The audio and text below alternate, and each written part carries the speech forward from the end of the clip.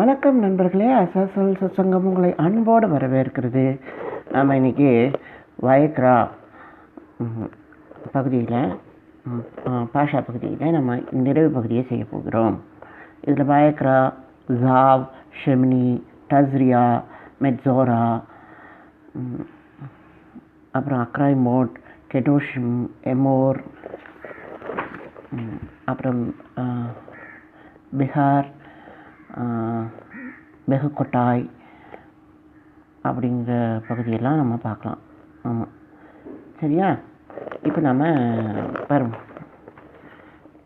Viagra அழைக்கப்பட்டவனே வரும் நம்ம இதில் ஒரு அறிமுறையை பார்த்துருக்குறோம்.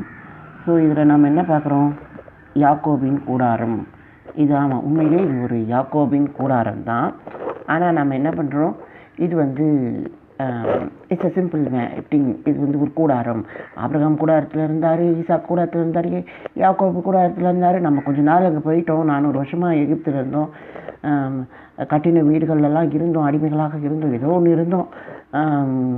ஏன்னா இவங்களுக்கு செங்கல் சுடுவது தான் இவர்கள் வேலையாகவே இருந்தது. ஸோ அதனால் இவங்க கட்டடத்தில் தான் கட்டடத்தை பழகினவர்கள். இப்போ அவங்க எப்படி இருக்காங்கோ? கூடாரத்துக்கு வந்து பழகுகிறார்கள். சரி, வந்துட்டாங்கோ. இப்போ அவர்கள் யாக்கோபை தரிசித்தார்களா? யாக்கோபை கேட்டார்களா? இல்லை.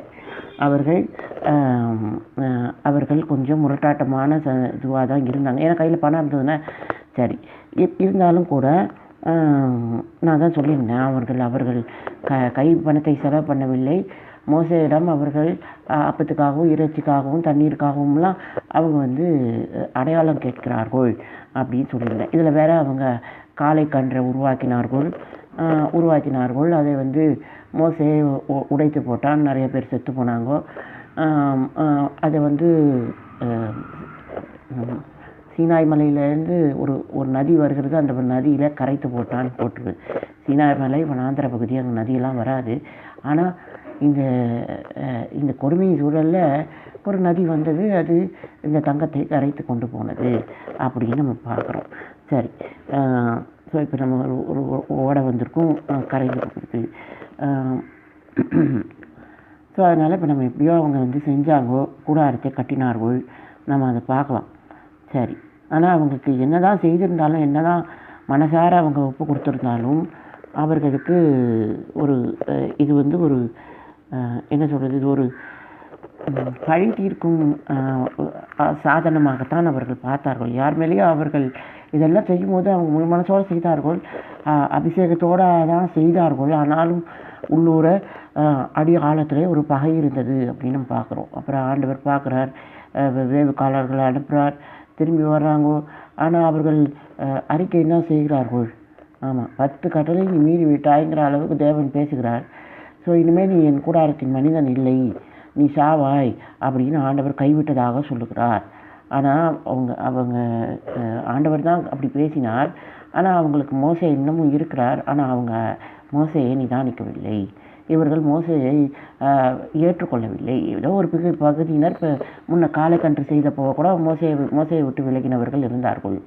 இப்போ வேவுக்காரர்கள் போய் வந்த பிறகு இவர்கள் மோசையை விட்டு அந்நியப்பட்டவர்கள் இருக்கிறார்கள். பாம்பு கடிக்குது. இவர்கள் ஒரு பகை வைத்திருக்கிறார்கள். மோசே மேலேயா இல்லை எதிரி மேலேயான்னு தெரியல. ஆனால் இவர்கள் என்ன விதமான பாதுகாப்பில் இருந்தார்கள்? இவர்கள் பெட்டியில் இருந்தார்கள். இவர்கள் பாளையத்திலே ஒரு கட்டமைப்பிலே ஒரு கூடாரத்தின் ஒரு ஒரு பாதுகாப்பில் இருந்தார்கள். ஆனால் அவர்கள் அதை உணரவில்லை. ஸோ இப்போ அவங்களுக்கு மனம் பிளவுபட்டு விட்டது, மனம் மடிவாயிடுச்சு, மனசு செத்து போச்சு. ஸோ இப்போ அவங்களுக்கு இருக்கிறதெல்லாம் ஒரு பகை. அது மோசே மேலேயோ கானானியன் மேலேயோ. இப்போ மோசையை தொட முடியாது. மோசே என்ன சொல்கிறது, மோசே ஒரு சாட்சி உள்ள மனிதன். அவனோட சாட்சி என்ன? ஒரு பெரிய திராட்சை கொலை, அதை தடி வைத்து தூக்கி வர வேண்டியிருக்கிறது. ஸோ இப்போ இது பாலும் தேடும் ஓடுகிற தேசம் எப்படிப்பட்டதுன்னா மழை தண்ணீரை குடிக்கும் தேசம் அப்படின்னு போட்டிருக்கிறது. ஸோ அப்படி பார்த்திங்கன்னா நம்ம வந்து தேசத்தின் அடையாளத்தை வனாந்தரத்தில் பெற முடியுமா அப்படின்னு நம்ம யோசிக்கணும். நமக்கு வந்து கொஞ்சம் சுற்றி வாங்குவோம். ஆமாம், கெட் யுவர் டொஃபமைன். டொஃபமைன்கிறது வந்து மூளையில் இருக்கிற ஒரு ஒரு ஹார்மோனா. அந்த டோபமைன் இருந்தால் தான் திருப்தியின் செயல் இருக்குமா. இப்போ நம்மளோட செய்தி என்ன, நாம் வந்து வாஞ்சியாக இருக்கணும், ஒரு மனநிறைவோடு நாம் வரணும். ஆனால் மனநிறைவோட வாஞ்சியோடு இருக்கும் பொழுது நமக்கு ஆண்டவரின் சத்தம் கேட்கும், வாய்க்கும் செயல் வரும். ஆனால் நீங்கள் எல்லாமே வந்து நீங்கள் வந்து வாஞ்சியோட மனநிறைவோடு வந்து பலி செலுத்தி பலி ஏற்கப்பட்டு ஆனால் உங்களுக்கு திருப்தியான மனம் இல்லை என்றால், இந்த டொபமைன் உங்களுக்கு இல்லைன்னா, அந்த மூளையின் தூண்டுதல் உங்களுக்கு இல்லைன்னா, உங்களுக்கு திருப்திங்கிறது ஒரு வார்த்தையாகவே இல்லைன்னா, திருப்தி அடையக்கூடாது. உண்மைதான், நான் இல்லைன்னு சொல்ல மாட்டேன், நான் மறுக்க மாட்டேன். ஏன்னு கேட்டிங்கன்னா, இது வந்து களம், போராட்ட களம். இங்கே நம்ம திருப்தியை பார்க்கக்கூடாது. நம்ம இங்கே வந்து ஆண்டவரை தான் பார்க்கணும், மோசையை தான் பார்க்கணும், கூடாரத்தை தான் பார்க்கணும். இப்போ அவர் சாவுங்கோ அப்படின்னு சொல்லிட்டார், செத்து போங்கோன்னு சொல்லிட்டார். ஆனால் நம்ம அதை ஏற்றுக்கணுமா? ஏற்றுக்க வேண்டாம். நாம் பாவ பரிகாரம் இருக்கிறது, இது குற்ற பரிகாரம் இருக்கிறது, எல்லா விதமான வாய்ப்பும் இருக்கிறது. ஆனால் எதுவுமே இல்லை, நீ என்னை சேர மாட்டாய், நீ கட்டளையை மீறினாய். சரி, கட்டளையை மீறினவங்களுக்கு தான்ப்பா கூடாரம், கட்டளை மீறினவங்களுக்கு தான்ப்பா பாவ பரிகாரம். சரி இருக்கலாம். ஆனால் ஆண்டவர் சொல்லுகிறது பார்த்தீங்கன்னா, நீ வந்து பரிசுத்த ஸ்தலத்தையே நீங்கிட்டாய் அப்படின்னு தான் சொல்கிறாங்க.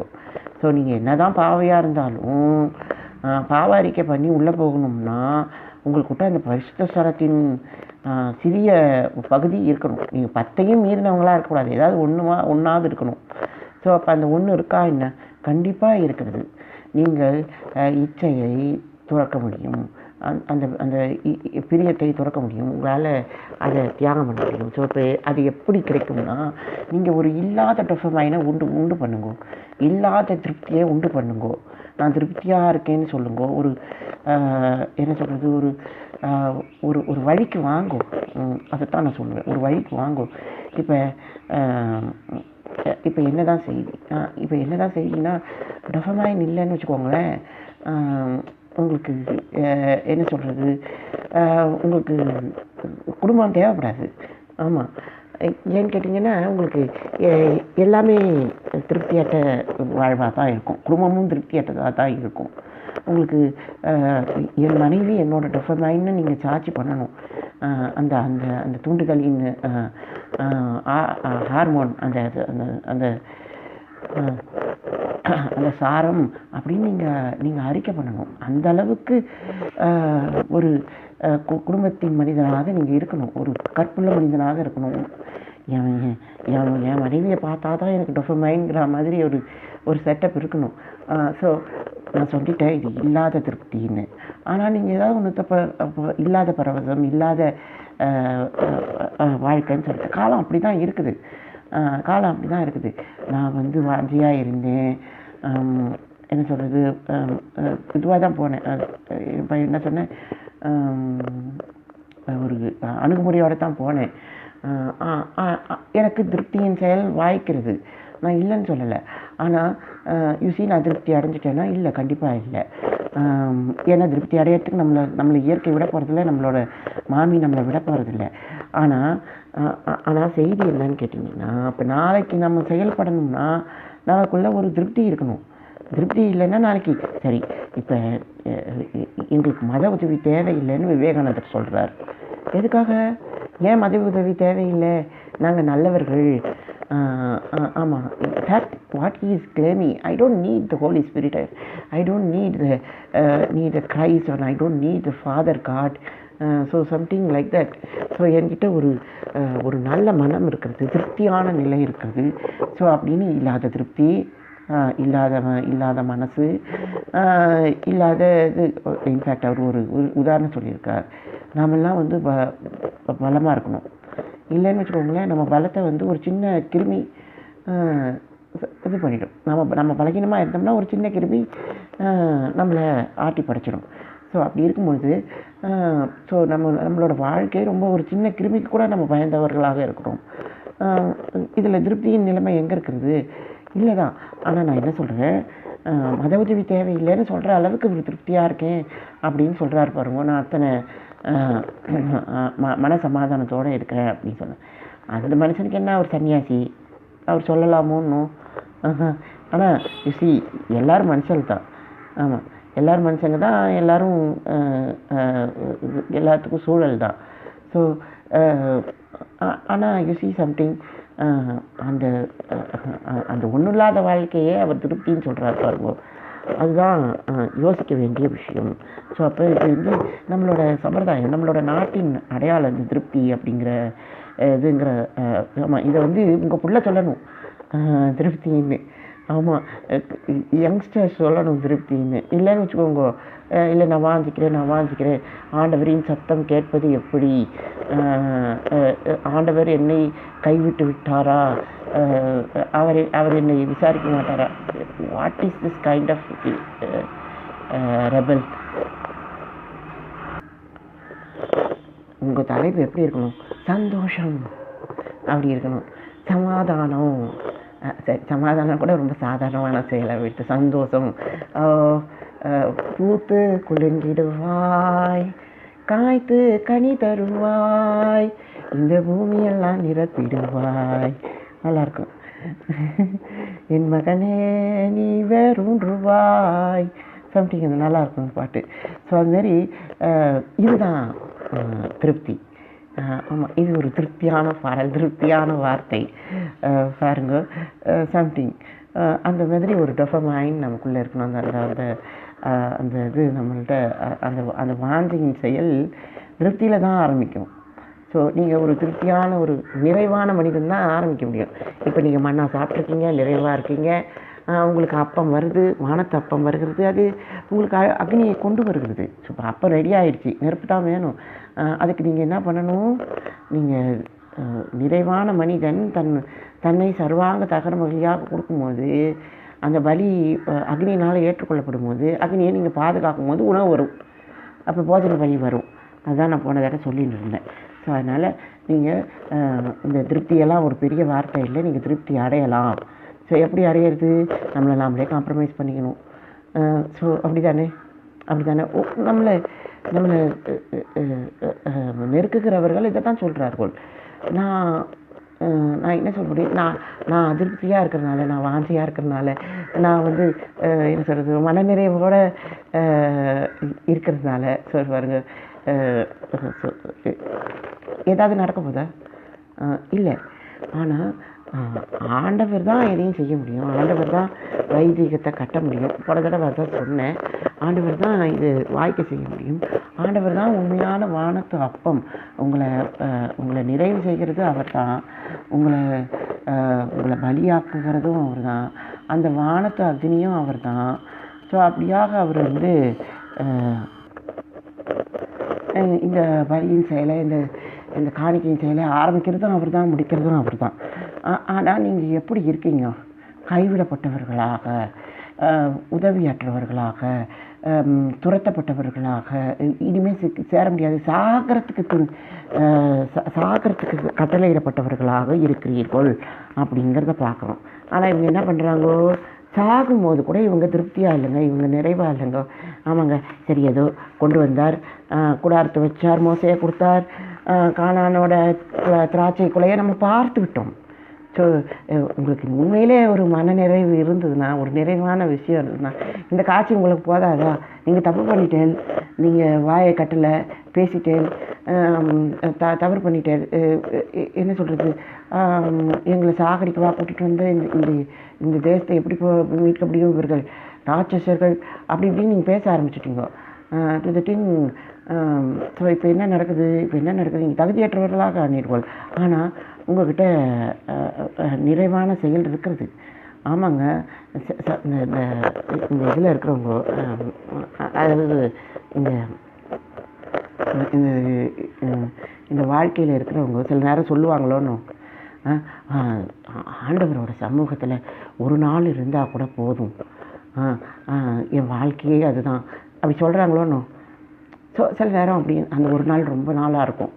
சில பேர் நான் இந்த கோயிலை விட்டு கொடுக்க மாட்டேன், இங்கே தான் இருப்பேன், இங்கே தான் சாவே, இங்கே தான் சுற்றி வருவேன், அவ்வளோதான் என் வாழ்க்கை.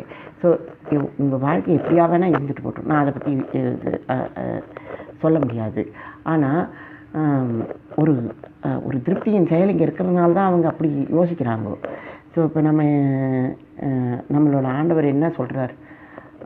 என்ன சொல்கிறார், இதை நீங்கள் வந்து ஆரம்பத்திலேயே எதிர்பார்க்குறாரு அவர்.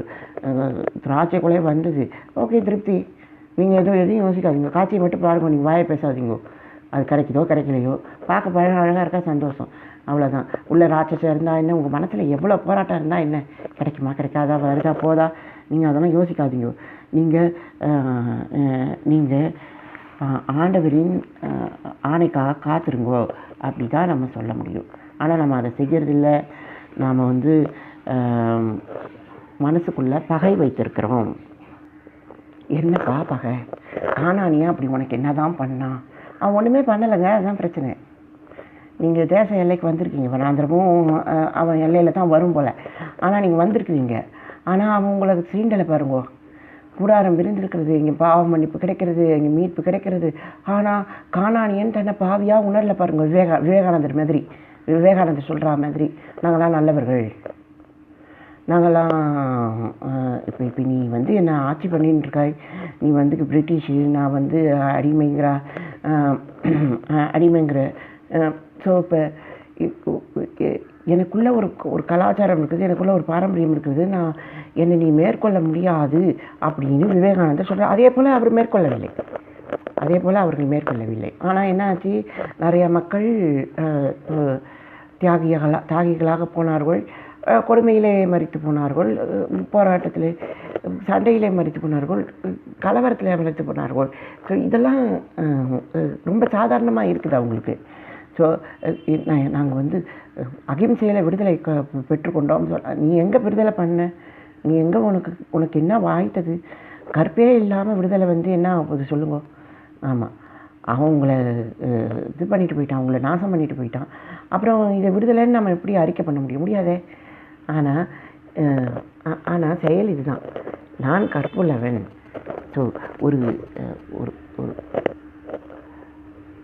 ஒரு தவறான மனிதன் என் கற்பை சோதிக்க முடியாது, அவன் என்னை சீன முடியாது, அவன் என்னை தீட்டு பண்ணிட்ட முடியாது. என்னப்பா உடம்பு தானே, அது ஒரு விஷயமே இல்லை. ஆமாம், ஒரு நாய் கடிச்சிடுச்சுன்னு நினச்சிப்போம். அப்படி தான் மக்கள் இருந்தார்கள். அப்படி தான் மதவெறி, உள்ளூர் சண்டை எல்லாமே இருந்தாலும் கூட அவங்க அதை பற்றி யோசிக்கலை. இந்தியா தனக்குள்ளே ஒரு இது வச்சிருக்கிறது, என்ன வச்சிருக்கிறது, தனக்குள்ளே ஒரு ஆத்மாவின் செயலை வைத்திருக்கிறது, ஒரு தாகித்த மனதை வைத்திருக்கிறது. ஸோ ஒரு தாகித்த மனம் எப்படிப்பட்டது, அது திருப்தியான நிலையில் தாகிக்கிறது, அதான் விஷயம். ஸோ இப்போ தாகம் எப்போ வரும், தண்ணி இல்லாதப்போ, வனாந்திர பகுதியில், நாட் லைக் தட். இது அப்படியா இருந்தால் கூட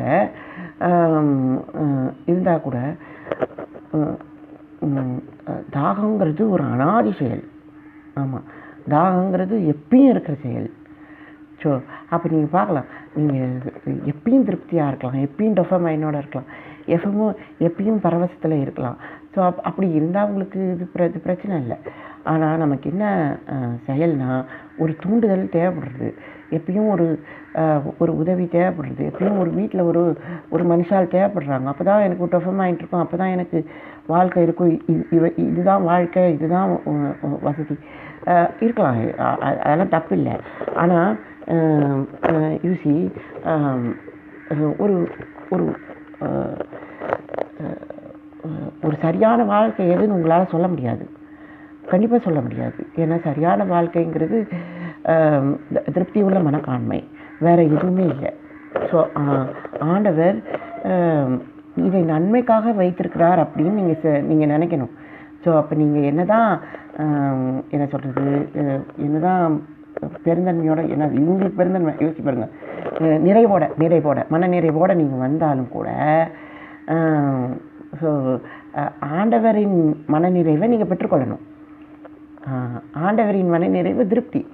ஸோ அவரோட மனநிறைவை நீங்கள் வச்சுருந்தா தான் உங்கள் நிறைவில் நீங்கள் அணுக முடியாது, அவரோட நிறைவில் நீங்கள் அணுகணும். திருப்திங்கிறது ரொம்ப நல்ல வார்த்தை, நம்ம அதை பயன்படுத்தணும்.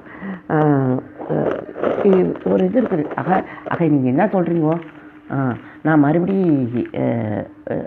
இதுக்கு போயிடுவேன், என்ன சொல்கிறீங்க, மறுபடியும் நான் வந்து சைலண்ட்டுக்கு போயிடுவேன். கண்டிப்பாக இல்லவே இல்லை, நான் வாய் மூட போவதே இல்லை. ஆனால் யோசிங்கோ, வாய்க்கணும், ஆமாம், நம்ம என்ன பேசுகிறோமோ அது வாய்க்கணும். அதுக்காக நம்ம இது பண்ணணும். என்னோடய பழைய வாழ்க்கையை நான் திரும்பி பார்க்க மாட்டேன், கண்டிப்பாக திரும்பி பார்க்க மாட்டேன். இனிமேல் அது இல்லாத செயல். ஸோ அப்போ என்ன சொல்கிறாரு விவேகானந்தர்? ஸோ சவால் இல்லைன்னு சொல்கிறாரோன்னு. நான் இதை என்ன சொல்கிறது, இப்போ நம்ம என்ன யோசிக்கிறோம்? இப்போ சர்ச்சுக்கு போகிறோம். நம்ம எதுக்காக சர்ச்சுக்கு போகிறோம்? யோசிச்சு பாருங்க. ஆமாம், இப்போ நான் வெளியில் இருக்கிற வன்சால்கிட்ட நீ ஏன்பா இங்கே போகிற? ஆமாம், ஸோ அவன் என்ன பதில் சொல்லுவான்? நான் போகிறேன், எனக்கு காரணம் இல்லை. பர்ஃபெக்ட். எனக்கு நான் போவதற்கு, அதாவது நான் போகாமல் இருக்கிறதுக்கு காரணம் இல்லைன்னா நான் போகிறதுக்கும் காரணம் இல்லை. பர்ஃபெக்ட். ஐயோ என்னப்பா இது, நான் என்ன சைக்காட்ரியா இல்லை சைக்காலஜியா? கண்டிப்பாக எதுவும் கிடையாது. I'm not of anything. But the thing, நான் போவதிலே ஒரு காரணம் இருக்கிறது. அதுதாங்க செயல், அதுதாங்க மனநிறைவு, திருப்தி, வாஞ்சை எல்லாமே. நான் போகிறதுக்கு ஒரு காரணம் இருக்குது. என்னங்க காரணம்? ஆமாம், இது யாக்கோபின் கூடாரம், ஆசீர்வாதத்தின் செயல். இருக்கலாங்க, கண்டிப்பாக இருக்கலாம். ஆனால் you must pay for it. ஆமாம், சரி, உங்களால் கொடுக்க முடியாது, இது பணம் இல்லாதவர்களுக்காக அப்படிங்கிற மாதிரி இயேசுநாதர் நமக்கு வந்திருக்கார். ஸோ இப்போ நம்ம போகிறது கஷ்டம். சரி, ஆனால் நான் என்ன சொல்கிறேன், உங்களை நீங்கள் அவனோட கம்பேர் பண்ணாதீங்க. ஆமாம், நான் போகாததுக்கு காரணம் இல்லை அப்படின்னு சொல்லாதீங்க. ஆமாம், ஏன்னா நான் காரணம் வச்சுருக்கேன். தீமைக்கு விலகும்படியாக இந்த கூடாரம் விரிக்கப்பட்டது. ஸோ நீங்கள் என்ன பண்ணுறீங்க? ஆமாங்க, இப்போ என்னங்க, ஆமாங்க, நான் நல்லது நடக்கணும் அப்படின்னு எதிர்பார்க்குறேன். இல்லை விடுங்களேன், எனக்கு எல்லாமே நடக்குது அப்படின்னு நீங்கள் நினைக்கிறீங்க. கண்டிப்பாக இல்லைங்க, அப்படி ஒரு வாழ்க்கையை நீங்கள் வச்சுக்காதீங்க. ஆமாம், ஸோ இப்போ உங்கள் நிறைவின் செயல், உங்களோட வாஞ்சையின் செயல் நடக்குதுங்கிற மாதிரி இருக்கக்கூடாது. கேட்டு பெறுகிறேன்னு சொல்லணும். ஸோ இப்போ என்கிட்ட யாராவது தம்பி வாங்கோ, இந்த இதை எடுத்துக்கோங்கோ, இந்த பொறுப்பை எடுத்துக்கோங்கோ அப்படின்னு சொன்னாங்கன்னா, இல்லை நான் ஆண்டவரை விசாரிக்கிறேன், நான் கேட்டு பெறுகிறேன். ஸோ அப்படி தான் சொல்லணும். ஸோ இப்போ நீங்கள் கேட்டு பெறுவது தான் அடையாளம். ஸோ யாரோ ஒருத்தர் உங்களுக்கு கொடுக்குறா, நீங்கள் வாங்குறீங்கோ, இல்லை ஏதோ ஒரு குடும்ப அமைப்பு, ஒரு தாய் தந்தைக்கின அமைப்பு, விரிக்கப்பட்ட கூடாரம் உங்களுக்கு உதவுதுன்னு நீங்கள் நினச்சிங்கன்னா, நீங்கள் இந்த கூடாரத்தை புரிஞ்சுக்கலன்னு அர்த்தம். நீங்கள் லேவியனை புரிஞ்சு கொள்ளவில்லைன்னு அர்த்தம். ஸோ இப்போ என்ன சொன்னார் ஆண்டவர்? நீ செத்து போவாய், நீ என்னுடையவன் இல்லைன்னு சொன்னாரா? நீங்கள் முதல்ல போய் லேவியனை கேட்டிருக்கணும், மோசையை கேட்டிருக்கணும். ஆஹா, ஏன் அப்படி ஆண்டவர் சொன்னார், என்ன நடக்க போகுதுன்னு தெரியலையே அப்படின்னு நீங்கள் அவங்ககிட்ட போய் விசாரிச்சிருக்கணும். So something. இப்போ தாவீது கணக்கெடுக்கப்போ மக்களை கணக்கெடுக்கும் போது வாதை வந்தது. ஸோ நான் ஏன் கணக்கெடுத்தேன்? நான் எதுக்காக எடுத்தேன்? அரசாங்கத்தில் இது ஒரு ப்ரோட்டோக்கால், நான் கணக்கெடுத்தேன், அவ்வளோதான். நானும் தப்பு செஞ்சுட்டேன். ஏன்னா பணம் இல்லாதவர்கள் இருக்கிறார்களோ இன்னும். அப்புறம் இப்போ பணம் இல்லாதவர்களை விட்டு தானே நம்ம கணக்கெடுக்க போகிறோம், புரியுதா? ஏன்னா அவன் ஒளிஞ்சிக்குவான். அவன் ஒரு குடும்பத்துக்குள்ளே, ஒரு மனுஷனுக்குள்ளே ஏதோ ஒரு பெரிய ஈவுக்குள்ளே போயிடுவான். ஸோ அப்படி தானே இப்போ உலகம் உங்களை ஒரு நாடகத்துக்குள்ளே வச்சுருக்கிறது. ஸோ அது என்ன நாடகம்? எண்ணிக்கை நாடகம். இத்தனை பேர் என் நாட்டில் இருக்காங்கங்கிறது ஒரு நாடகங்க. ஆமாம், எண்ணிக்கைக்கு உட்படாத எங்கேயோ ஒளிஞ்சு இருக்கிறாங்க மக்கள், கஷ்டப்படுகிறார்கள். ஸோ இப்போ நான் என்ன சொல்ல வரேன், அவன் நாடகத்தில் சேராதீங்க. பகையாளிங்கிறனே, கானானியன் உங்களை அணுகாமல் இருக்கிறது உங்களை பாதிக்குது, உங்களுக்கு பகை கொள்ள செய்யுது. அவன் மனசில் நீங்கள் பகை கொள்ள, அவன் உங்களை கண்டா என்ன காணா என்ன, முகத்தை கொடுக்குற தேவன் இருக்கிறார். நீங்கள் கூடாரத்தை சந்திக்கணும், ஆனால் அவன் மேலே பகை வச்சுருக்கீங்க. ஸோ இப்போ என்ன சொன்ன ஆண்டவர் இந்த மாதிரி பேசினோடனே நீங்கள் என்ன பண்ணிட்டீங்க? மனசை உடஞ்சி போய் நான் போய் அவனை மேற்கொள்வேன், அவன் தயாராக இருக்கான். நீ எப்படா இந்த பெட்டியை விட்டு வருவேன், இந்த பாளையத்தை விட்டு வருவேன், உன்னை மேற்கொள்ளலாம், உன்னை அழிக்கலான்னு தயாராக இருக்கான். அவன் அழிச்சு போட்டான். ஸோ அப்போ நீங்கள் செத்து போனீங்க. ஸோ அது மாதிரி நம்ம வந்து இந்த கூடாரம், இந்த பலிபீடம், இந்த பெட்டி இதெல்லாம் உங்கள் பாதுகாப்புக்காக வந்திருக்கிறது. பாதுகாப்பை நீங்கள் தெரிந்து கொள்ள வேண்டும். அதே சமயத்தில் நீங்கள் அதை இழிவுபடுத்தக்கூடாது, அது கூட போராடக்கூடாது. சொல்கிறதா ஒரு வீரம் உள்ளவர்களாக இருக்க வேண்டும். ஆண்டவர் சாவு, ஆண்டவர் இறங்கிடு அப்படின்னு சொன்னான்னா அதுக்கு கண்டிப்பாக அதே அர்த்தம் இருக்கணும்னு அவசியம் இல்லை.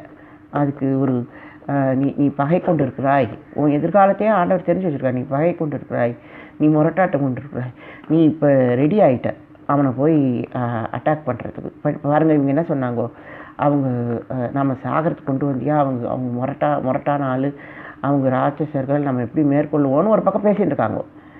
இன்னொரு பக்கம் நாம் அவங்ககிட்ட போய் செத்துருவோம், தற்கொலை பண்ணிக்குவோம் அப்படின்னு மனசில் நினைக்கிறாங்க. பகை போகவில்லை. ஏன், என்ன, ஒரே ஒரு திராட்சை கொலையை பார்த்து இவங்க பகை வளர்ந்துட்டுங்க. It's very bad. ஒரு திராட்சை கொலையை பார்த்து இவங்க நிலை தடுமாறி விட்டார்கள். ஆமாம், ஏன்பா இவன் காசு கொடுத்துருந்தான்னா திராட்சை கொலையை இவங்க வீட்டுக்கே கொண்டு வந்து பார்க்க வச்சுருக்கலாம், காட்டியிருக்கலாம். இவங்க ரொம்ப வருஷமாக கஷ்டப்பட்டுட்டு வந்துருக்காங்க, திராட்சை கொலையவே பார்க்கல. இப்போ திராட்சை கொலையை பார்த்தோடனே மனசு மாறிடுது, பகை அதிகமாகிடுது, இது அதிகமாகிடுது. ஸோ என்னதான் விஷயம், ஏதாவது ஒரு நாடகம் இருந்துக்கிட்டே தான் இருக்கும். ஆமாம், ஒரு பகை செயல் இருந்துக்கிட்டு தான் இருக்கும்.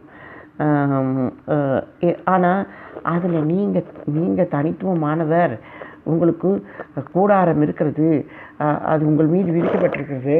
நீங்கள் ஒரு சொல்கிறது உங்களுடைய தேவனுக்கு நீங்கள் அடிமை அப்படின்லாம் நீங்கள் தெரிஞ்சு வச்சுருந்தீங்கன்னா, உங்களுக்கு பாவ மன்னிப்பின் செயல் இருக்கிறது, நீங்கள் பரீட்சை பார்க்கப்பட்டவர்கள் அப்படின்லாம் நீங்கள் உரிமை வச்சுருந்தீங்கன்னா கண்டிப்பாக உங்களால் முன்னேற முடியும். ஸோ இப்போ நமக்கு கடைசியில் என்ன வருது, சோதனை. நீ கிளம்புவியா மாட்டியா? இப்போ உனக்கு டொபமைன் கிடைக்குமா கிடைக்காதா, திருப்தி கிடைக்குமா கிடைக்காதா? Are you going to have this or not? ஆமாம், இப்போ வாஞ்சை நிறைவோடு வருகிறது. இதெல்லாம் எதுக்கு?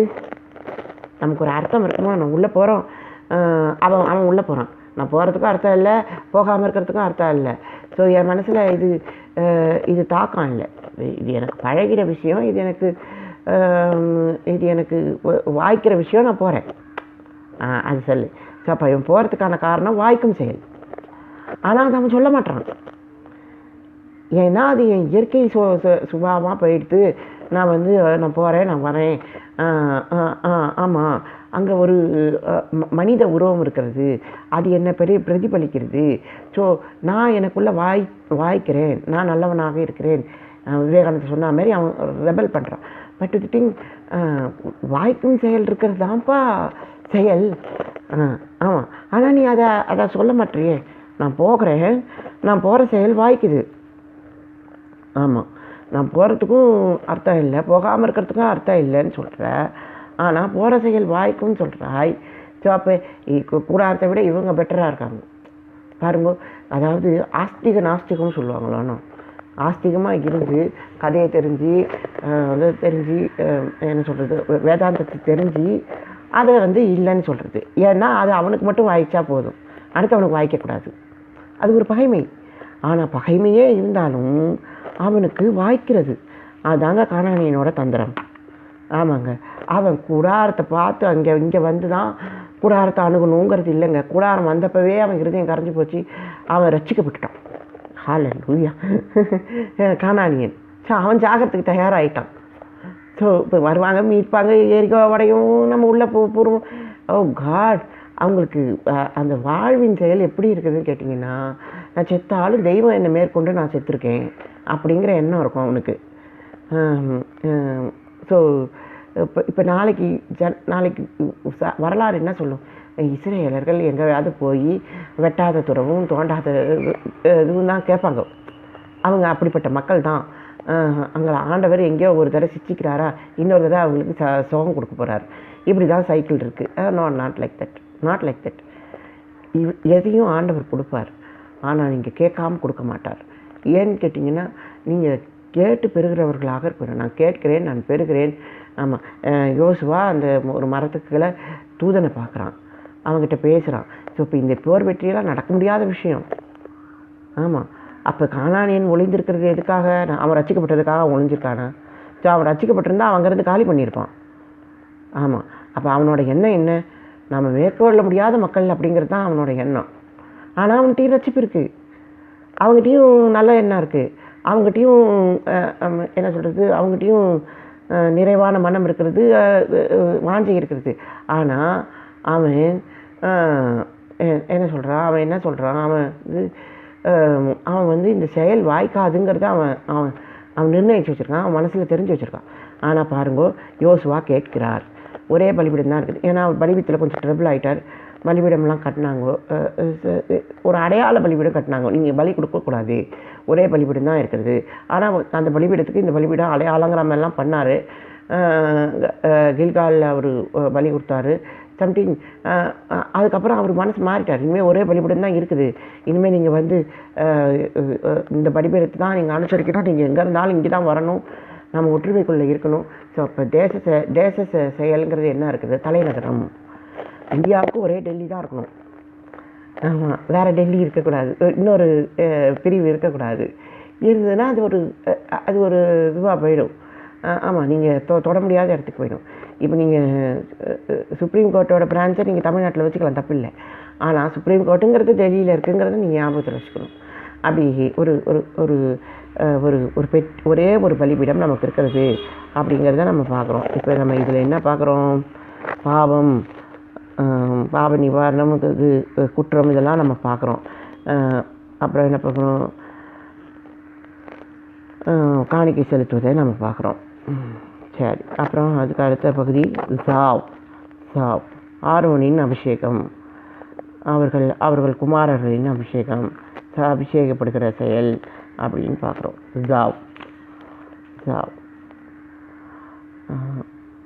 ஸோ இப்போ இவங்க அதாவது ஒரு முழுவதும் விடியற்காலம் வரைக்கும் பலிபீடம் எரிந்து கொண்டே இருக்க வேண்டும். ராத்திரி முழுக்க இவன் வந்து என்ன பண்ணணும்? நெருப்பை அணையாமல் மூட்டிக்கொண்டே இருக்க வேண்டும். ஸோ அப்போ பாருங்கள், ஒரு திருப்தியான ஒரு என்ன சொல்கிறது, ஒரு பலிபீடம் திருப்தியான பலிபீடம் இல்லை, அது அக்னி எரிஞ்சுட்டே இருக்கிறது. ஸோ அப்போ ஒரு நிறைவான மனிதன் பலிபீடத்தை அணையாது வைத்து கொள்ளுவான். ஸோ அப்போ அவனுக்கு அதுதான் ஒரு மனநிறைவு இருந்தால் தான் பலிபீடம் அணையாமல் இருக்கணுங்கிற ஒரு ஆசை உங்களுக்கு வரும். ஸோ ஆண்டவர் உங்கள்கிட்ட என்ன எதிர்பார்க்குறார்? பலியை விட சகோதர ஸ்நேகத்தை தான் அவர் எதிர்பார்க்குறார். அப்படி நம்ம கதையில் என்ன பார்க்குறோம்? இந்த தேலுக்கு பலி கொடுப்பேன்னு யாக்கோபு சொன்னார் இல்லையா? ஆமாம், யாக்கோபு ஒரு யசூரன், ஒரு என்ன சொல்கிறது, தியாகி. உண்மையிலே அவர் ஒரு தலைமுறைகள் மாறி வந்தவர் தான் யாக்கோபு. ஈசாக்கின் மகனாக இருந்து ஒரு பெரிய இடத்து பிள்ளையாக இருந்தும் அவன் வந்து தன்னை வந்து ஒரு குடும்பத்துக்காக தன்னை அவன் காத்து கொண்டான் அப்படின்னு பார்க்குறோம். தன் கற்பை காத்து கொண்டான். ஸோ அதனால் நம்ம என்ன பண்ணணும்? கானானியன சகோதரன் அப்படின்னு நீங்கள் நம்பினீங்கன்னா அது வந்து நல்லதில்லை, பாவம். அதனால் உங்களுக்கு வந்து நஷ்டம்தான் வரும். இல்லைன்னா இதுதான் வரும். ஆக என்ன செயல்? இவன் செயல் அவனுக்கு புரியாது, அதான் விஷயம். யோசுவா மரத்துக்கு கீழே சந்திக்கப்படுவாங்கிறது கானானியனுக்கு புரியாது.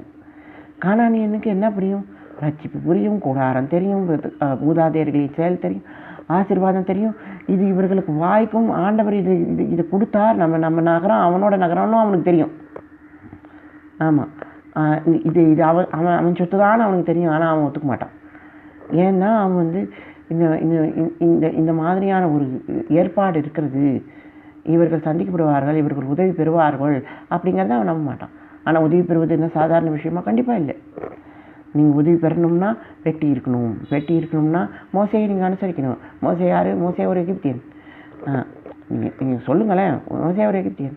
ஸோ ஒரு எகிப்திலேருந்து ரசிக்கப்பட்டு எப்படி ரசிக்கப்பட்டா? ஆண்டவரின் நாமம் அவனுக்கு கொடுக்கப்பட்டது. அதுக்கப்புறம் அவர் ரட்சிப்பு. சரி, ஆண்டவரின் நாமம் கொடுக்கப்பட்டாலும் அவனுக்கு கொடுக்கப்பட்டது. இப்போ யோசுவா கொடுக்கப்படணும். ஸோ இப்போ எல்லாமே தலைவர்களே செய்கிறார்கள், தலைவர்களே தூது பண்ணி செய்கிறார்கள், தலைவர்களே மேற்கொள்கிறார்கள் அப்படின்னு சொன்னால் உங்கள்கிட்ட அந்த நிறைவு, வாஞ்சை இதெல்லாம் உங்களுக்கு திருப்தியே கொடுப்பது இல்லை. ஸோ அப்போ அவங்க உங்கள்கிட்ட திருப்தின்னு எதிர்பார்த்தாலும் சரி, வாஞ்சைன்னு மனநிறைவுன்னு எதிர்பார்த்தாலும் சரி, உங்கள்கிட்ட அது வாய்க்கும் செயலாக இருக்காது. ஸோ அப்போ என்ன செய்யணும்? அதாவது இப்போ ஒருத்தர் வராரு, ரெபல் பண்ணுறாரு, டிஷர்ட்லாம் போட்டு வராரு. ஏன்ப்பா எங்கள் காங்கிரகேஷனில் நீ உன் வார்த்தையை கொண்டு வர்ற, வார்த்தையை ஆண்டவர் கொடுக்க போகிறார், நீ ஏன் டிஷர்ட் போட்டுன்னு வராய் அப்படின்னு அவங்க வந்து இது பண்ணுறாங்க. அவங்க வந்து கொஞ்சம் தடை பண்ணுகிறார்கள். ஸோ இப்போ என்ன செயல்?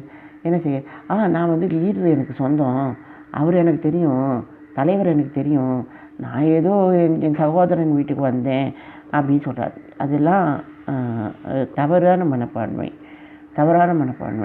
நம்ம வந்து சந்திக்கப்படுகிற மனிதர்களாக இருக்க வேண்டும். ஸோ இப்போ நமக்குள்ளே சண்டை இருக்குதுன்னா அப்போ பார்க்குற மூணாவது மனுஷன் என்ன பண்ணுவான்? அவனுக்குள்ளே என்ன அறிவு இருக்குது? அவனுக்குள்ளே எல்லா அறிவும் இருக்குது, பரிசுத்த ஸ்தலத்துக்கான அறிவே அவனுக்கு இருக்கிறது. ஆனால் அவன் வர முடியாத வரைக்கும் நம்ம உள்ளே சண்டை போட்டுக்கிட்டு இருந்தோம்னா என்ன ஆகும் சொல்லுங்க? இப்போ நமக்கு என்ன தேவை? இந்த தூதன் எதற்காக வந்தான்? அவங்களுக்கு தேசத்தை பிடிச்சி கொடுக்கறதுக்காக வந்தான்? இல்லை. இந்த தூதன் எதற்கு வந்தான்னா, கானானியன் அறிவற்று போய்விட்டான். ஆமாம், அவன் தனக்குள்ள ஒரு பகையில்லாத பகை வச்சுருக்கான். ஸோ அதுதான் முக்கியம். அவன் ரெடியாக இருக்கான். உன் பகை மனசு அவனை மேற்கொள்ளாதுன்னு அவனுக்கு தெரியும். ஸோ ஏன்னா அவன் பகை வச்சுருக்கானோன்னு, இல்லாத பகையை அவன் வச்சுருக்கானோன்னு, எதையும் டிட்டாச் வச்சுருக்கான் பாருங்க, டிட்டாச்சாக அட்டாச்மெண்ட் வச்சுருக்கான் பாருங்க. அதெல்லாம் ரொம்ப இப்போ இந்த சமுதாயம் கொஞ்சம் அது குறைஞ்சிக்கிட்டு வர்றது, தீக்காலாம் ரொம்ப குறைஞ்சிக்கிட்டு வர்றது. ஆமாம், இவங்க கோயிலுக்கே போகிறாங்க, அம்மன் கோயிலுக்கு போகிறாங்க, இதுக்கு குடும்பம் நடத்துகிறாங்க. ஆனால் ஒரு பழமை அவர்களுக்கு திணிக்கப்பட்டிருக்கிறது, கற்றுக் கொடுக்கப்பட்டிருக்கிறது. ஸோ இப்போ ஷெமனியில் ஆசாரிய பிரதிஷ்டை, அப்போ வானத்திலிருந்து அக்னி வருகிறது. ஸோ அதெல்லாம் நம்ம புரிஞ்சுக்கணும். ஸோ இப்போ நம்ம என்ன சொல்ல முடியும்? விரோதி அழிஞ்சு போவான். நம்ம வந்து தோல்வி அடைஞ்சிட்டாலும் காலம் கடந்தும் நமக்கு வந்து வாய்ப்பு இருக்கலாம் அப்படிங்கிறத நம்ம தெரிஞ்சுக்கலாம். ஆமாம். ஸோ நீங்கள் சாகிறதுக்கே இருந்தால் கூட உங்களுக்கு வாய்ப்பு இருக்குங்கிறத நீங்கள் தெரிந்து கொள்ள வேண்டும். ஆமாம், ஆனால் நம்ம அது தெரிஞ்சுக்கிறது இல்லை. ஆண்டவரே நீ சாக சொல்லிட்டாருன்னு நீங்கள் நினைக்கிறீங்க. இல்லை, அவர் உங்களுக்குள்ளே இருக்கிற பகையை தான் சாக சொன்னார். ஹல்லேலூயா. நீங்கள் அதை புரிந்து கொள்ள வேண்டும். பகை உணர்வை தான் சாக சொன்னார். ஆமாம், உங்களுக்கு ஒரு திராட்சை பழத்தை காட்ட முடியல, உங்களுக்குள்ளே போதை வந்துடுத்து. இது என்ன கொடுமை. ஆமாம், கஷ்டம்தான். ஆமாம், டஸ்ரியா அதாவது கர்ப்பவதி, அப்புறம் மிட்சோரா குஷ்டரோகம். ஸோ அப்போ என்னது? கர்ப்பவதி எப்படி சுத்திகரிக்கப்படுகிறாய்? ஒரு ஆண் பிள்ளையை பெற்றால் 7 நாள் கழித்து 8வது நாள் அவர் சுத்திகரிக்கப்படுகிறார். ஸோ ஒரு ஆண் பிள்ளை என்ன செய்யுது? 8வது நாள் அது வந்து தூய்மையாவது, தன் தாயையும் அது தூய்மைப்படுத்துகிறது. ஆமாம், அங்கே ஆலயத்தில் ஒரு மனிதன் இருக்கிறார், ஒரு தாத்தா இருக்கார். ஒன்னிடத்துலேருந்து ஒரு பட்டயம் உருவி பாயும்னு மரியாள் கிட்ட சொல்கிறார். எதுக்கு சொல்கிறார்? நீ வந்து தூது பணிக்கு பதில் சொன்னாய், நீ வந்து ஆண்டவருடைய ஆசீர்வாதத்துக்கு பதில் சொன்னாய், இந்த யாக்கோபின் கூடாரத்துக்கு பதில் சொன்னாய், நீ யாக்கோபை பிரசவித்தாய், சந்தோஷம். அதனால் உனக்கு வந்து என்ன கிடைக்கும்னா, நீ வந்து தூய்மை அடைவாய். ஸோ என்ன மாதிரியான தூய்மைனா, அழகான புருஷனுக்கு அழகான பொண்டாட்டி அப்படின்னு உனக்கு உண்டாகும். இது உன் பிள்ளையாக இருக்கும். ஸோ அப்போ முதல்ல தாய்மை வரணும். தாய்மை பட்டயம் வரும்பொழுது தான் பிள்ளை உங்களுக்கு பிள்ளைக்கு நீங்கள் தாயாக முடியும். ஸோ அப்படியான ஒரு தாய்மையை தேவன் உங்களுக்கு டசிரியாங்கிற இந்த இந்த பதத்தில் உங்களுக்கு வரமளிக்கிறார் அப்படிங்கிறத பார்க்கலாம். மெட்சோரா, அதாவது என்ன சொல்கிறது, ஒரு ஒரு அசுத்தமானவனால் கூட நற்செய்தி சொல்ல முடியும் அப்படிங்கிறத நம்ம பார்க்குறோம். ஸோ அந்த விரோதியின் பாளையத்தில் பணம் இருக்கிறது நான் கண்டுபிடிச்சேன், தானியங்கள் இருக்குது, உணவு இருக்கிறது நான் கண்டுபிடிச்சேன். இங்கே பாருங்க, அவன் பாளையத்தில் கொண்டு வந்து இதில் கொண்டு வந்து தானியத்தெல்லாம் வச்சுருக்கான் பாருங்க, கேம்பில் கொண்டு வந்து தானியத்தை வச்சுருக்கான். ஏன்னு கேட்டிங்கன்னா அவன் அவ்வளோ நாள் தயாராக வச்சுருக்கான். ஸோ நாம் வந்து சண்டை தான்ப்பா போட போகிறோம், பகை தான்ப்பா நம்ம வாழ்க்கை அப்படின்னு சொல்லி பெரிய கேலரி, அதாவது ஒரு பெரிய கிடங்கியே கொண்டு வந்து களத்தில் வச்சுருக்கான். அதை வந்து இந்த குஷ்டரோகிகள் சந்திக்கிறார்கள். ஸோ நம்ம களம் எங்கே இருக்கணும்? நம்ம களம் வயல்வெளியில் இருக்கணும். ஆமாம், ஆனால் நம்ம களம் எங்கே இருக்குது? களத்தை சேர்கிறது. ஸோ அதான் பார்க்குறோம். ஸோ அப்போ நம்ம என்ன பிள்ளைகள்? பகையின் பிள்ளைகள். ஸோ அப்படி இருக்கக்கூடாது. நாம் வந்து ஒரு குஷ்டரோகிகிட்டேருந்து பாடம் கற்றுக்க வேண்டியது போயிடும்.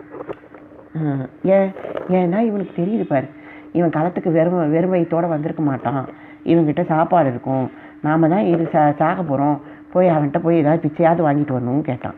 கடைசியில் இவன் வந்து ராஜாவுக்கு உணவளிக்கிற மாதிரி ஆயிடுச்சு. அந்த அளவுக்கு ஒரு இது நடக்குது, ஒரு மாற்றம் நடக்கிறது. அதாவது தூய்மை வெளிப்புறமாக இல்லை, தூய்மை மனதில் இருக்கிறது. அதாவது என்ன மாதிரியான மனம்னா, உணவுக்கான ஒரு ஆசை, பணிவு. ஆமாம், இவன் என்ன பண்ண, இவன் குஷ்டரோகி, இவன் சாவோன்னு நினச்சானா? இல்லை, நம்ம எங்கேயாவது போய் ஃபிஷ் எடுத்தாவது சாப்பிடுவோம். அதாவது அவன் உள்ளே வரவே கூடாது. ஆனால் உள்ளேயாவது வந்து நம்மளை விரட்டினாலும் பரவாயில்ல, நம்ம இது பண்ணாலும் பரவாயில்ல, உணவின் செயலில், நம்ம வாழ்வின் செயலில். இன்ஃபேக்ட் யூ சி சம்திங், அவனே சாக போகிறான், அவன் சாப்பிட்டு என்ன செய்ய போகிறான்? ஆனால் பாருங்க, அந்த இது இருக்குது அவனுக்குள்ள.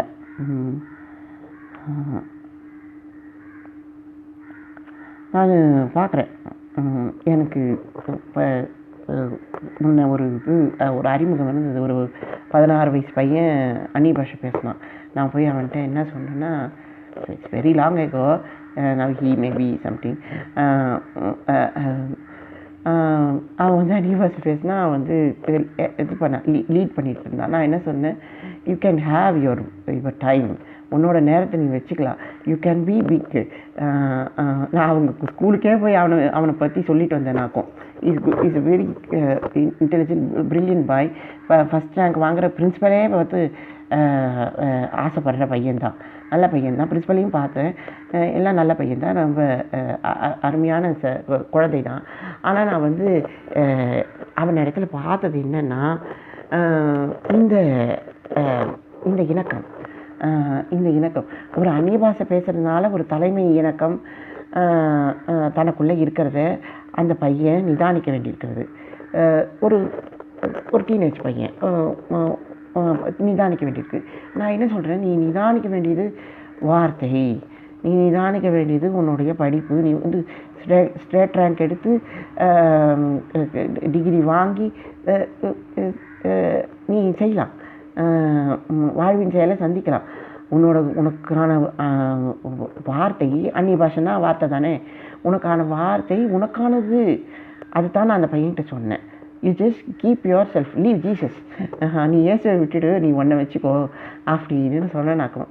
நான் அப்போல்லாம் ரொம்ப இதுவாக இருந்துட்டேன், வாயை கட்டளையாக்கும். அதை சொல்லுங்க. ஸோ என்ன சொல்கிறது, நம்ம இப்போ மெட்சோராவுக்கு வருவோம். 8வது நாளா? ஸோ ஆமாம், டே ஆஃப் ஜட்ஜ்மெண்ட். சரி, நம்ம இதில் என்ன பார்க்குறோம், இதில் என்ன பண்ணுவோம், நான் உனக்கு தூதனை அனுப்புவேன், அவனுக்கு வணங்குங்கள். அதாவது பரிசுத்த ஆவியை பற்றி சொல்கிறாரு. ஸோ அவருடைய ஆலோசனையை கேளுங்கள் அப்படின்னு சொல்கிறாரு. ஸோ சம்திங் இஸ் ஸோ பரிசுத்த ஆவி என்னங்க? பரிசுத்த ஆவி ஒரு ஹார்ட் கோர் என்ன சொல்கிறது சம்திங் நான் சொல்லிடுவேன், ஆனால் அது இதுவாக போயிடும். It's an hard core exercise. நல்ல ஒரு எக்ஸசைஸ் பரிசுத்த ஆவி. ஸோ அப்போ அது என்னென்னா உங்களை என்ன சொல்கிறது புஷ்அப் இருக்கிற மாதிரி. ஆமாம், பரிசுத்த ஆவி அது உங்களோட எலும்புகளுக்கு நல்லது. ஹல்லேலூயா. ஸோ ஸோ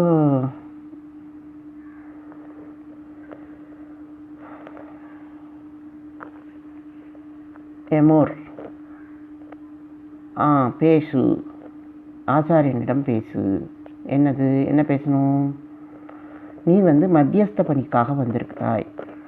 ஸோ நீ சமரசத்தின் செயலில் இருக்கிறாய். பகை கொள்ள உனக்கு தடை இருக்கிறது அப்படின்னு நீங்கள் பேசணும்.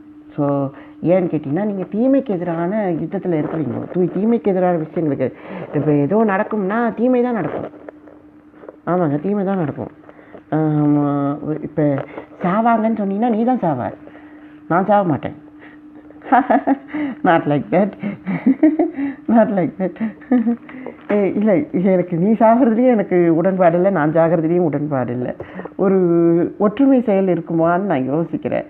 இல்லை, அது இல்லை, பகைதான் உண்டு, என்கிட்ட பலம் இருக்குது அப்படின்னு சொன்னீங்கன்னா உண்மை இல்லை அது.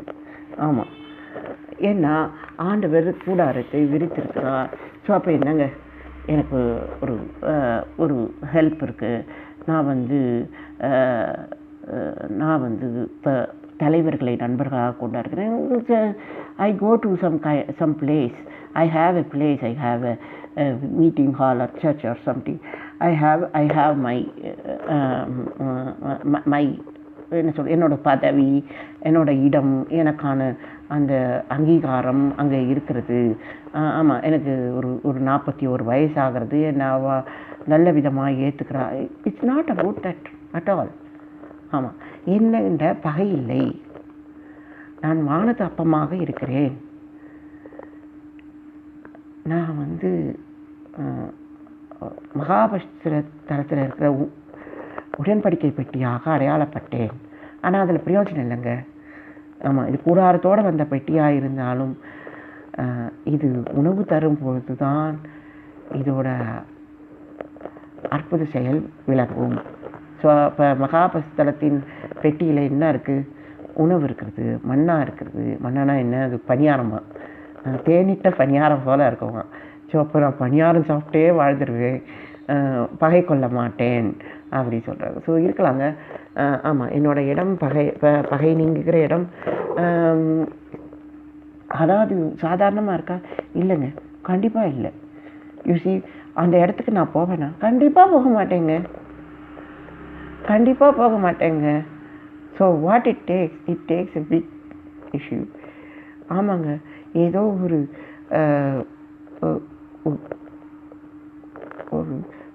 தலைமுறைகளின் செயல் என்னென்ன இல்லைன்னா என்னால் அங்கே போகவும் முடியாது, திரும்பி வரவும் முடியாது. ஸோ ஏதோ ஒரு தலைமுறைகளின் செயல். நான் அங்கே போய் என்னங்க பண்ணுறேன்? You see, I two nothing. I two nothing. In fact I will not do that.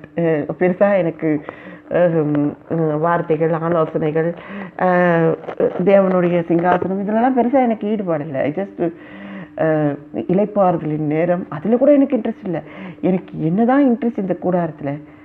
யாக்கோபு, மூதாதையர்களின் செயல். ஓ காட், என்னப்பா இது? It's very strange. இதை விரோதி மறந்துட்டானே. ஆமாங்க, இது விரோதி மறந்துட்டானே. அவன் அவனோட தான் அவனை தொடர்பு பண்ணியிருக்கான். ஏன்னா நீ இவனோட சகோதரன். இவன் எப்போ சகோதரன்? 400 வருஷத்துக்கு முன்னாடி இவன் சகோதரன். கானானியனும் எகிப்திலிருந்து வந்த இஸ்ரவேலர்களும் 400 வருஷத்துக்கு முன்னாடி இந்த சகோதரனை இப்போ சகோதரன் அவன் யோசிச்சுட்டு இருக்கான். நீங்கள் அப்படி யோசிக்கக்கூடாதுங்க, சகோதரன் மாறும். ஒரு டிகாவில் ஒரு அம்மா சொல்லுது, ஷாலினின்னு ஒரு டாக்டர் சொல்லுவாங்க, டிஎன்ஏவே மாறிடுமா 2-3 தலைமுறைக்கிறப்போ. It's an expired blood. ரத்தம் காலாவதி ஆகிவிட்டது. என்னென்ன யாராவது உங்கள் தாத்தா எப்படி தெரியுமா, உங்கள் அப்பா எப்படி தெரியுமான்னு கேட்டால் எனக்கு ஃபன்னியாக இருக்கும். ஓ காட், நான் எப்படி தெரியுமா உனக்கு? Yes, you see something. என்னை யாருமே தனிப்பட்ட விதத்தில் அணுகிறதே இல்லைங்க. எல்லோரும் என்ன என்னை வந்து ஒரு பழங்கதையோட தொடர்பு படுத்தி they want to make a revenge, பழி தீர்க்கவே நினைக்கிறார்கள். பட் இவர்கள் எனக்கு உறவினர்கள். எனக்கு இந்த ஸ்தலம், இந்த ஏற்பாடு, இந்த இந்த மணவாட்டிக்கு அப்படி ஒரு ஏற்பாடு இருந்துதான். அவளை வந்து ஒரு ஒரு கூடையில் வச்சு ஈயமூடிகளை போட்டு கொண்டு போய் அங்கே அவளுடைய ஸ்தலத்தில் வச்சாங்களாம். இல்லைன்னா சிறகுகளை கொடுத்து வனாந்தரத்தில் சேர்த்து இப்படி இருக்குது செயல். ஆனால் இவ கூடாரம் விழிக்கப்பட்டவள், இவளை வந்து மணவாளன் இருக்கிறான் அப்படிங்கிறது தான் விஷயம். இவர்கள்ட்ட மூதாதையத்தின் ஆசீர்வாதம் அந்த செயல் இருக்கிறது. உழைக்கிறவங்க அதனால் போகிறோம், இல்லைன்னா போக மாட்டோம். எங்களுக்கு வாய்க்காது. புரியுதா? பட் இந்த திங் உனக்கு உழைப்பே ஒரு ஆச்சரியமாக இருக்குது. ஏன்னா ஒரு அனாதை, இவன் உங்களுக்கு அனாதை அடையாளம் தான் எதிர்பார்க்குறான் அவங்கக்கிட்ட. ஒரு அனாதை, ஒரு கைவிடப்பட்டவன், ஒரு ஒன்றும் இல்லாதவன், பணம் இல்லாதவர்கள். ஆண்டவர் ஏதோ ஒரு வார்த்தை சொன்னார், அது இன்னுமா பலிக்குது. காலம் மாறிடுதுங்க, கண்டிப்பாக மாறிடுது, பலிக்கலை. இப்போ சாத்தான் தான் இருக்கான். ஸோ இப்போ நான் சாத்தானை பார்க்க போகிறேன்னா வாட் எவர் இட் இஸ் அங்கே சாத்தான் முக்கியம் இல்லை, நான் தான் முக்கியம். ஆமாங்க. ஸோ அப்படி என்ன அடிமை உழைச்சிட்டேன், அப்படி என்ன அடிமை கடந்து வந்துட்டேன் எனக்கே தெரியாது. ஆண்டவருக்கே வெளிச்சம். சரி, இப்போ ஒரு முடிச்சுட்டா. பெஹர் மலையின் மேல் மோசேயிடம் பேசினார். என்ன பேசினார்?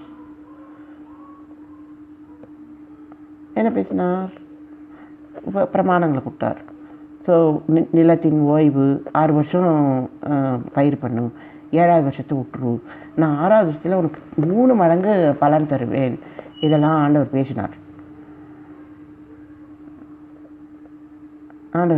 3 மடங்கு நான் பலன் தருவேன் உனக்கு. அப்போ எங்கேயோ ஒரு இடத்துல ஏதோ ஒன்று நடக்குது. இப்போ நான் உன்ன சொன்னோன்னு நடக்குதுன்னு இருக்காதீங்கோ, கேட்டு பெறுங்கோ. உண்மையிலே நீங்கள் வந்து இந்த வார்த்தையை கேட்டு பெறணும், எழுதப்பட்டிருக்கிறது. ஸோ அப்போ உங்களுக்கு 3 மடங்கு பலன் கிடச்சிச்சு, உங்களுக்கு வயலில் நிறையா வந்துடுத்து அப்படின்னு சொன்னால் உங்களுக்கு ஒரு மிரட்சி வந்துடும். என்னடா இது, இந்த வாட்டி இப்படி இருக்கே அப்படின்னு நீங்கள் யோசிக்க ஆரம்பிச்சிடுவீங்க. ஸோ இனிமேல் இது எப்பயுமே இப்படி தான் இருக்கும் அப்படின்னு போய் அணுக ஆரம்பிச்சிடுவீங்க. அது பெரிய தவறுங்க. நீங்கள் புஸ்தகத்தை பார்த்துருக்கணும். ஆமாம், இது எந்த வருஷத்தில் வருதுன்னு பார்த்துருக்கணும்.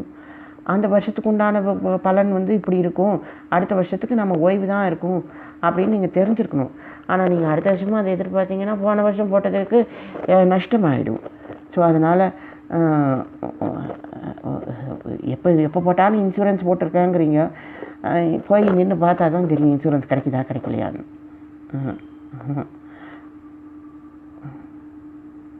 ஸோ இப்போ என்ன நடக்குது? 3 வருட பலன் கிடைக்கிறது. ஸோ இப்போ இவன் என்ன நினைக்கிறான்? 3த்தையுமே பறிச்சிடணும். பிதா, குமாரன், பரிசுத்த ஆவி 3த்தையுமே பறிச்சிடணும். ஸோ வந்து கொஞ்சம் சத்சங்கத்துக்கு வருவோம். இப்போ வசுதேவ தேவகிக்கு சிறைச்சாலையில் 8 பிள்ளைகள் பிறக்குது.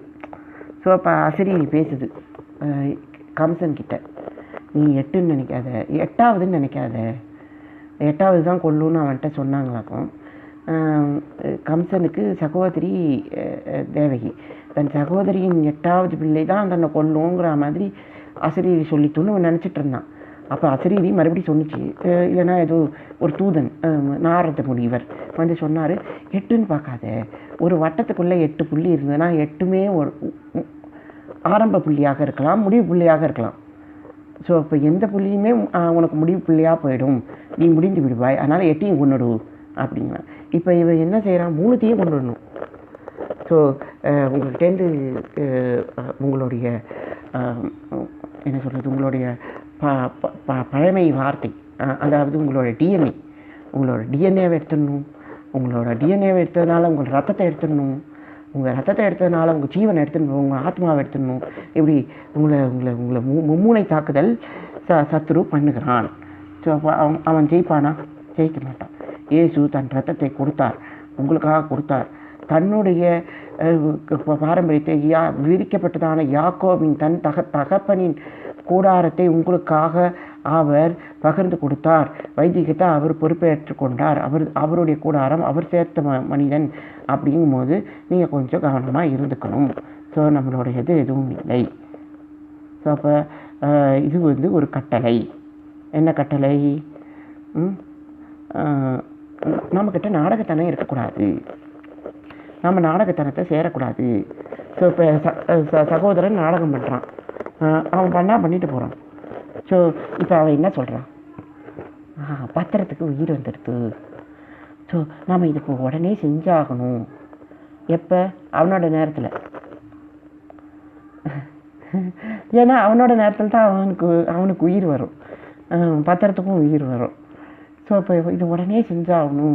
இல்லைன்னா இதை வந்து கோயில் எடுத்துக்கும், அரசாங்கம் எடுத்துக்கும், எழுத்த வீட்டுக்காரன் எடுத்துக்குவான், இவன் எடுத்துக்குவான். யாருடா சொல்லு? வாழ்வின் செயல் உனக்கு எப்படி இருக்குது? ஆமாம், அதை முதல்ல புரிஞ்சுக்கணும். நீ சகோதரனை எப்படி பார்க்குறாய், அது ரொம்ப முக்கியம். நீ அவனுடைய மரியாதையில் அவனுடைய செயலில் நீ பார்க்கல. அவனை நீ அனாதைன்னு சொல்லிட்டு பத்திரத்துக்கு உயிர் வந்து என்ன ஆக போகுது? சொல்லுங்க. ஸோ இப்போ உனக்கு என்ன விஷயம்? நான் எதை கொண்டும் சூதாடுவேன், நான் எதை கொண்டும் போராடுவேன். ஏன்னா நான் தனியாக வீடு கட்டிட்டேனோன்னு. ஆமாம், இந்த பழைய வீடு எனக்கு என்ன இது சொல்லுங்க. ஸோ இது அப்படி இல்லைங்க, இது அப்படி இல்லை. ஆமாம், அது என் வீடு. ஸோ அது என் உரிமை. அது உனக்கு கஷ்டமாக இருக்குது. அந்த பகைமை உனக்குள்ள ஒரு பொய் செய்தியை சொல்லிவிட்டது. ஒரு நாடகத்தை சாத்தான் உனக்குள்ள விதைத்து விட்டான். என்ன? நமக்கு இல்லைனாலும் பரவாயில்ல, அவனுக்கு இருக்கக்கூடாது அப்படிங்கிற ஒரு முடிவு வந்து விட்டது. ஸோ இதில் யார் தான் பலனடைய போகிறா? அதை சொல்லுங்க. அக்ராய் மோட் மரித்த பின்பு. ஸோ யார் மரித்து போனால்? அந்நிய அக்னியை கொண்டு வந்தவர்கள் மரித்து போனார்கள் அப்படி சொல்கிறாங்க. ஸோ இப்போ யார் அந்நிய அக்னியை கொண்டு வந்தா? பிசாசுக்கிட்ட பேசினானோ? ஆமாம், பத்திரத்துக்கு உயிர் வந்துட்டுன்னு சொன்னானோ?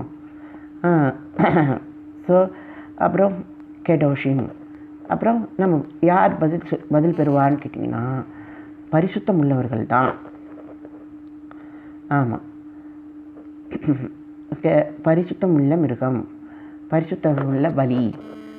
அது எப்படின்னா, நீங்கள் ஒரு குழந்தைய போல் இருக்கணும், கள்ளங்கபடம் இல்லாமல் ஒரு நிறைவான மனிதனாக இருக்க வேண்டும்.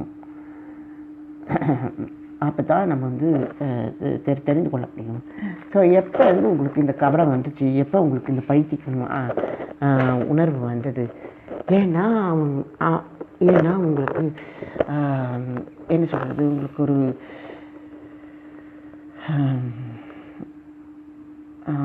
சமூக நாடகம் உங்களுக்கு இது பயிற்சி ஆகிடுது. என்ன மாரியான அதான்ப்பா. சரி, திராட்சை பழத்தை பார்த்து யார் எமோஷன் ஆவா? என்ன சொல்கிறது, சப்ஸ்டன்ஸ் யூஸில் இருக்கிறவன் தான், பலகீனப்பட்டவன் தான், அது மேலே ஆசை இருக்கிறவனுக்கு தான். ஆனால் உனக்கு அது விஷம்னு தெரியும், அது உனக்கு இதுன்னு தெரியும், அது ராஜாக்களின் செயல்னு தெரியும். ஆனால் உனக்கு ஏன் வருது? ஏன்னா உனக்குள்ளே இருக்கிற அந்த கூட்டம். ஆமாம், நாங்கள் பாளையத்தில் இருக்கோம், நாங்கள் ஒரு கூட்டமாக இருக்கோம் அப்படின்னு நீ நினைக்கிறியோன்னோ? அப்போ கொஞ்சம் ஹீரோயிசம் காட்டலாமோன்னோ? நீ என்ன பண்ணினாலும் சரி, எது எப்படி போனாலும் சரி, அறிவுள்ள செயல் பரிசுத்தம். நீங்கள் பரிசுத்தமாக இருக்கணும். ஆமாம், பாவம் உண்டு, பாவ மன்னிப்பு உண்டு, அக்கிரம செயல் உண்டு, நீங்கள் அதை நீங்க வேண்டும். ஆமாம், கொடுமை உண்டு, அதெல்லாம் நீங்கள் மறக்கணும். கண்டிப்பாக தீமை என்பது உண்டு. ஆமாம், தீமை விலக்கப்பட வேண்டும். ஆமாங்க, சி சம்திங், தீமையை விலகுவது தான் இந்த கூடாரத்தின் செயல். ஸோ ஆண்டவர் தீமைக்கு எதிராக செய்தார். ஸோ இப்போ நம்ம என்ன பண்ணுறோம்? ஹாலிவுட்டை நம்புகிறோம், ஏலியன் வருவான்னு நம்புகிறோம். ஆமாம், உலகத்தை ஏலியன் தூக்கிட்டு வருவான்னு. நீங்கள் முதல்ல உலகத்தை பாருங்கள். ஒரு அலுமினிய கம்பியிலே எலக்ட்ரிசிட்டி வருது. நீங்கள் இது வரைக்கும் சாதனை என்ன electricity, electric train, electric bus, electric இது எலக்ட்ரிக் அது. ஆனால் எலக்ட்ரிக் எனர்ஜி ஒரு கம்ப்ளீட் எனர்ஜியா? நியூட்டன் விதி என்ன சொல்லுது? எதெல்லாம் என்ன சொல்லுது? ஒரு ஒரு பொருளோட விசை எதிர் விசைக்கு சமமானது. அதாவது for every action that is equal and opposite reaction அப்படிங்கிற மாதிரி தான் சொல்கிறாங்க. அப்படியான பலன் இருக்கிறதா? நீங்கள் எரித்த பொருள், நீங்கள் உபயோகித்த பொருள் ஒரு ஒரு ஒரு ஒரு அலுமினிய கம்பியில் கடத்தப்பட்டு, அது எனர்ஜியாக கடத்தப்பட்டு, அது உங்களுக்கு அதே விளைவை திருப்பி தருதா? இது உண்மை இல்லைங்க. அது அப்படி இல்லை. அந்த ஒரு அலுமினிய கம்பியில் உங்களுக்கு எலக்ட்ரிசிட்டி வந்து அந்த எலக்ட்ரிசிட்டியை வச்சு நீங்கள் பெரிய ராஜ்யத்தையே கட்டுறீர்கள். நான் இல்லைன்னு சொல்லலை, நம்பிக்கையான விஷயம் தான், நான் வாய்க்கும் செயல் தான். ஆனால் பில்லை பார்க்கணுமே, எலக்ட்ரிசிட்டி பில்லை பார்க்கணும், எலக்ட்ரிக் பில்லை பார்க்கணுமே. அது எனர்ஜியோடு சேர்ந்து வருதா, அதுக்கும் இதுக்கும் ஈக்குவல் ஆகுதா, டேலி ஆகுதா, நீங்கள் அதை பார்க்கணும். ஸோ அப்போ நீங்கள் ஒரு விறகடுப்பை பயன்படுத்தி ஒரு ஒரு ஒரு அடுப்பு எரித்து பயன்படுத்தி இதில் என்ன தப்பு இருக்குது? ஒன்றுமே இல்லையே. It's a direct source of energy. இப்போ நீங்கள் விறகடுப்பை எரிச்சிங்கன்னா நீங்கள் அது விறகோட பலன் நீங்கள் உடனே பெற்றுக்கொள்கிறீர்கள். நீங்கள் இப்போ சிலிண்ட்ரு கூட டைரக்ட் எனர்ஜி தான். லிக்விஃபைடு பெட்ரோலியம் கேஸ் அதை நீங்கள் யூஸ் பண்ணிங்கன்னா உடனே பலன் கிடைக்கும். இப்போ நீங்கள் வந்து எலக்ட்ரிசிட்டி யூஸ் பண்ணிங்கன்னா அது அங்கேருந்து வருது, நெய்வேலியிலேருந்து வரணும் உங்களுக்கு எனர்ஜி.